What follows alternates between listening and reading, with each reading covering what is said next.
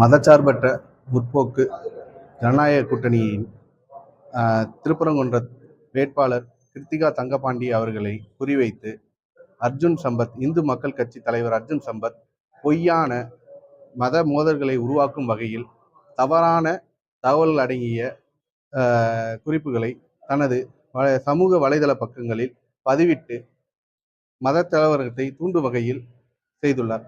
அதனை கண்டிக்கும் விதமாகவும் மற்றும் அவரின் மீது உரிய நடவடிக்கை எடுக்க கோரியும் மாவட்ட ஆட்சித்தலைவர் மற்றும் மாவட்ட ஆணையாளர் அவர்களிடம் மனு கொடுத்து நடவடிக்கை எடுக்கும்படி கேட்டிருக்கோம்.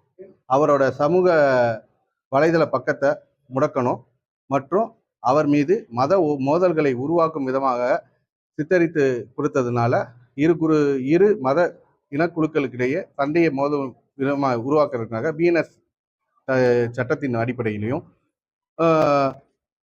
பீப்புள்ஸ் ஆஃப் ரெப்ரசன்டேஷன் ஆக்ட் கீழேயும் அவர் மீது நடவடிக்கை எடுக்கணும். இது எலெக்ஷன் கோட் ஆஃப் கான்டாக்டுக்கு முற்றிலும் தவறானதுன்னு சொல்லி நாங்கள் மனு கொடுத்துருக்கோம். அவர் மீது நடவடிக்கை எடுக்க சொல்லி நாங்கள் கேட்டிருக்கோம். இல்லை, அவர் பதிவிட்டிருக்கிறது இது உண்மையா? முருக பக்தர்களுக்கு சவால் விடும் திருப்பரங்குன்றம் திமுக வேட்பாளர் கலவரத்தை தூண்ட முயற்சி.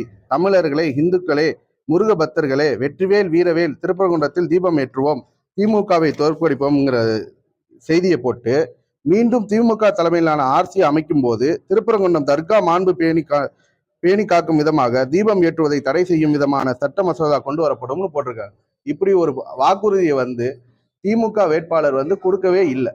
கொடுக்காத வாக்குறுதியை பொய்யா கொடுத்ததா சொல்லி மத மோதல்களை கிரியேட் பண்ணணுங்கிறதுக்காக இப்படி ஒரு தவறான தகவல்களை ஏற்படுத்திக்காங்க. இது எலெக்ஷன்ல இவங்களோட ரிசல்ட்ஸை பாதிக்கணும் அப்படிங்கிறதுக்காக கொடுத்துருக்காங்க. அதனால இது எலெக்ஷன் கோட் ஆஃப் கான்டாக்ட் மற்றும் மத மோதல்களை உருவாக்குற விதமாக கூப்பிட்டுருக்கிறதுனால பிஎன்எஸ் சட்டத்தின் அடிப்படையிலும் இது மேல நடவடிக்கை எடுக்கணும்னு சொல்லி அவங்க மனு கொடுத்துருக்கோம். மேலும் அவரோட சோசியல் மீடியா பக்கத்தை முடக்கணும்னு சொல்லியிருக்கோம். இது ஜஸ்ட் ஒரு சாதாரண ஒரு லேமேன் கிடையாது. அவர் ஏதோ நான் ஃபார்வர்ட் பண்ணேன்னு சொல்ல முடியாது. இதே நியூஸ் 7ல அவர் பார்ட்டிசிபேட் பண்ணியிருக்காரு, டிபேட்ல எல்லாம் கலந்துட்டு இருக்காரு. அப்படி இருக்கும் பட்சத்துல வேணுமணிக்கே டிஎம்கே கேண்டிடேட்டை திருப்பரங்குன்றத்துல டார்கெட் பண்ணணுங்கிறது தான் அவங்களோட முயற்சியே. இது அந்த முயற்சி முறிவெடுக்கும் விதமாக இப்ப நாங்க மனு கொடுத்துருக்கோம். நாகேந்திரன் தொகுதி அமைப்பாளர் இதை மனு கொடுத்திருக்காரு. என் பேரு சிவபாலன், வழக்கறிஞர், உயர்நீதிமன்றம், மதுரை.